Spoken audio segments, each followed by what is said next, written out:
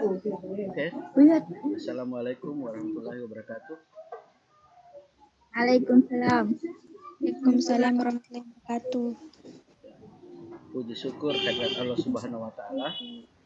Berkat rahmat dan taufiknya lah sehingga kita bisa masuk di pertemuan ke, ada yang tahu pertemuan ke berapa ini?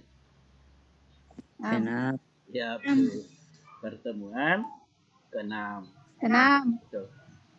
Oke, di pertemuan ke-6 ini saya sedikit membahas kembali tugasnya, ya.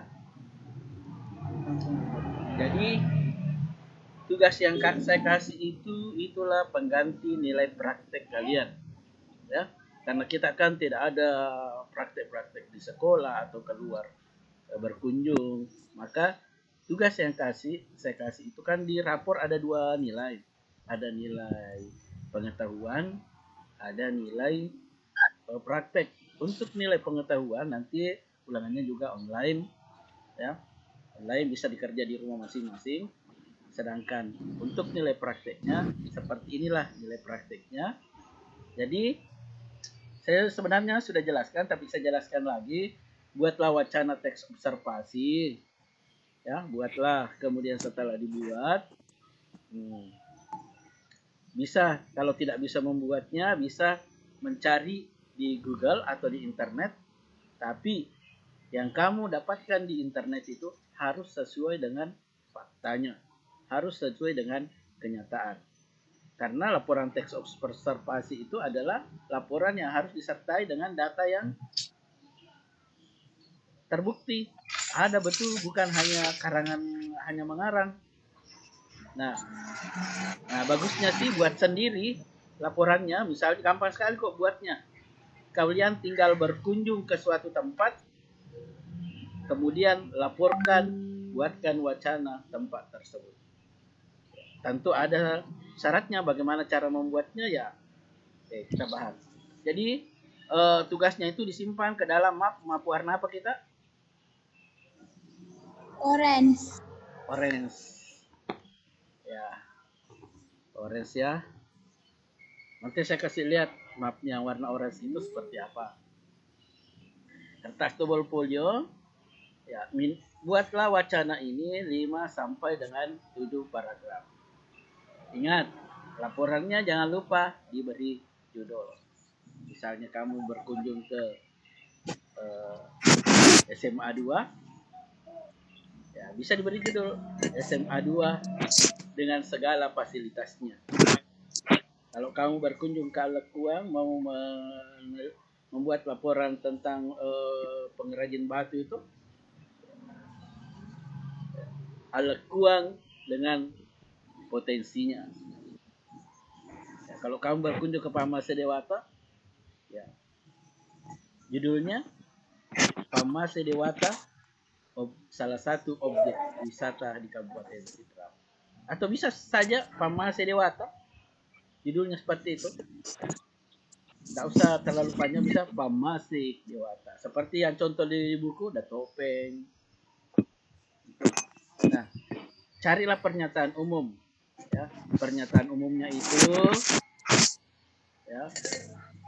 ya carilah yang memenuhi kriteria pernyataan umum. Boleh 1 atau 2, tidak mesti per paragraf. Ya, ingat itu pernyataan umum. Kemudian gagasan pokok. Kalau gagasan pokok, perhatikan, kalau gagasan pokok itu, ini dulu saya.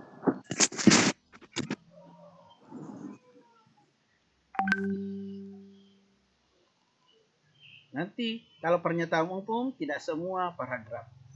Ya. Kalau gagasan pokok setiap paragraf ada.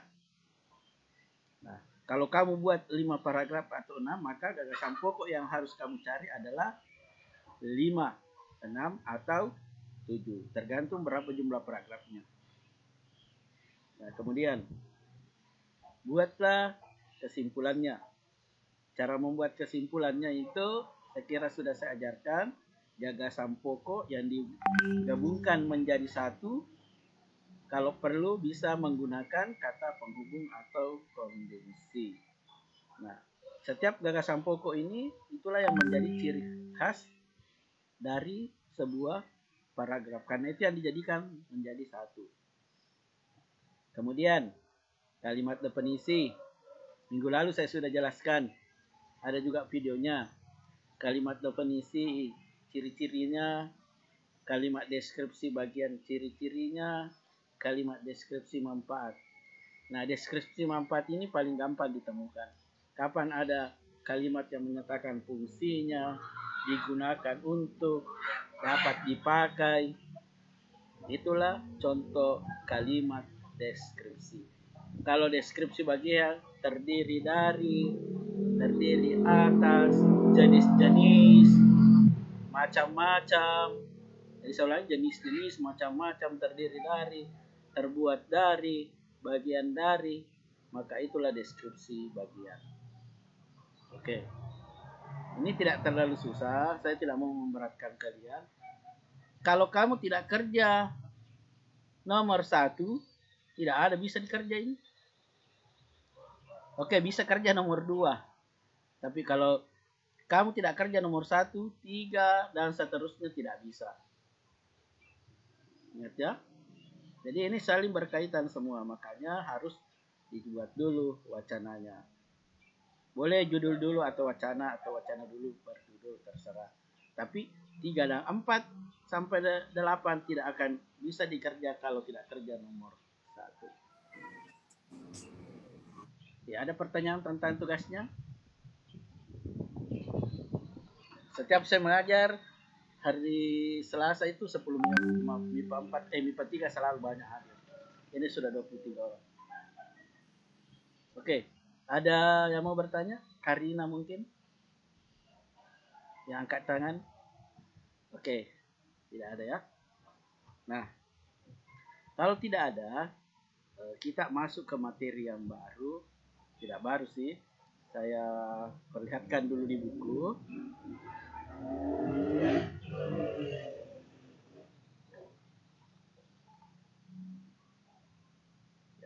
Silakan buka bukunya halaman 33. Buka bukunya halaman 33.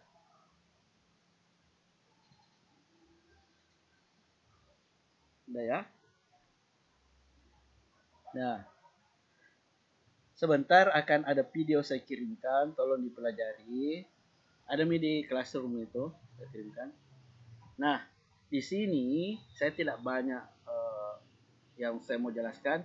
Yang saya mau jelaskan apa itu kata, apa itu frase, apa itu verba, apa itu nomina.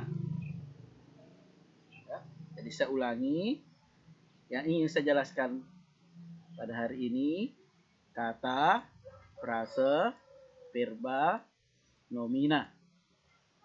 Oke. Apakah yang dimaksud dengan frase? Frase itu kelompok kata.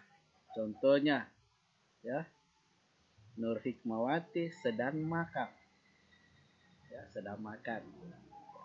Itulah frasenya, sedang makan. Kemudian, jadi keempat ini, istilah ini sering digunakan dalam laporan hasil observasi. Ya, saya ulangi lagi, frase adalah kelompok kata. Nah, kemudian ada kata verba.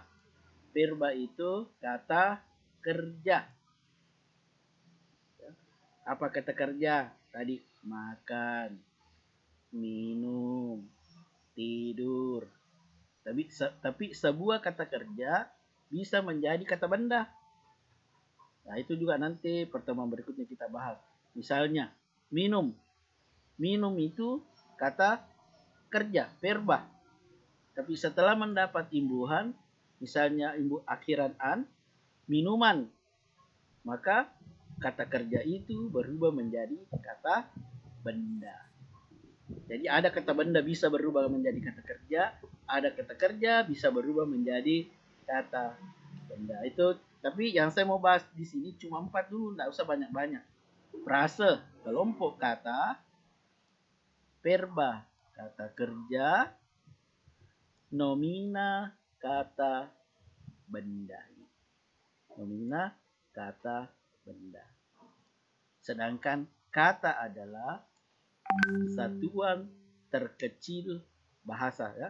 Jadi kata itu biasa juga ini kata berbentuk morfem. Morfem bebas yaitu satuan bahasa yang paling kecil, bisa memiliki arti ataupun tidak. Yang manakah itu? Itulah kata. Jadi satuan bahasa yang paling kecil disebut dengan kata atau morfem.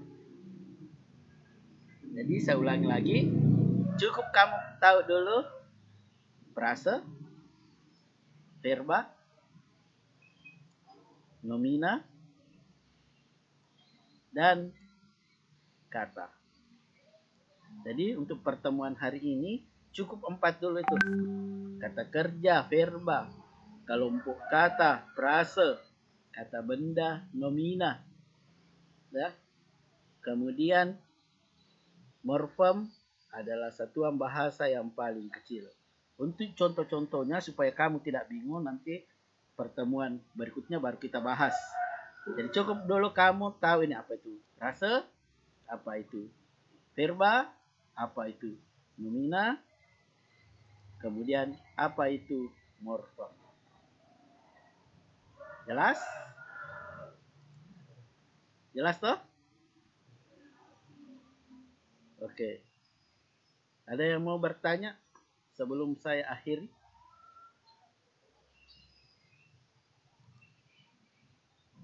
Karina, angkat tangan. Ada yang mau bertanya sebelum saya akhiri? Oke, tidak ada ya. Jadi kesimpulan materi kita hari ini. Pertama, frase. Apa itu frase?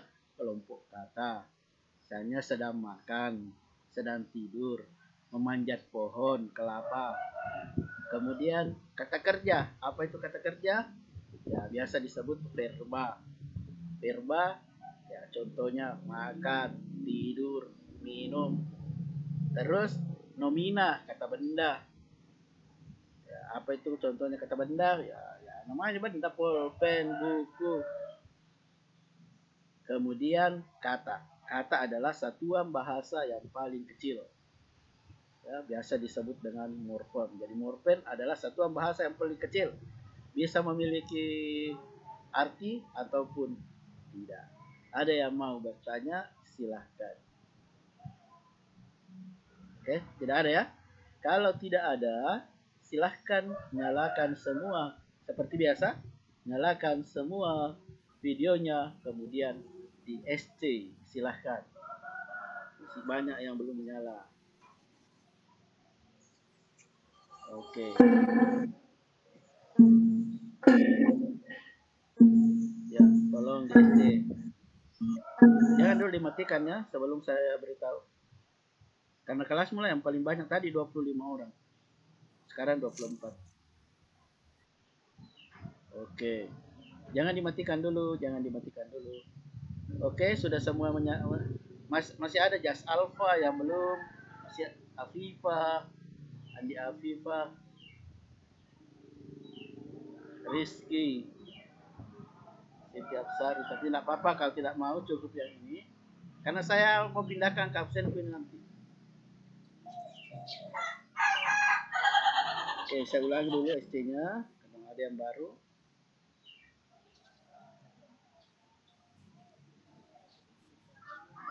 Oke, udah ya. Oke, silakan dimatikan kalau ingin dimatikan.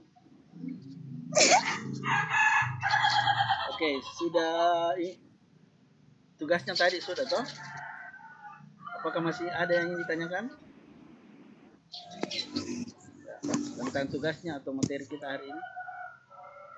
Ya, kalau tidak ada, oke, dengan mengucapkan Alhamdulillahirrabbilalamin, pertemuan ke-6 saya akhiri dengan kata Assalamualaikum warahmatullahi wabarakatuh.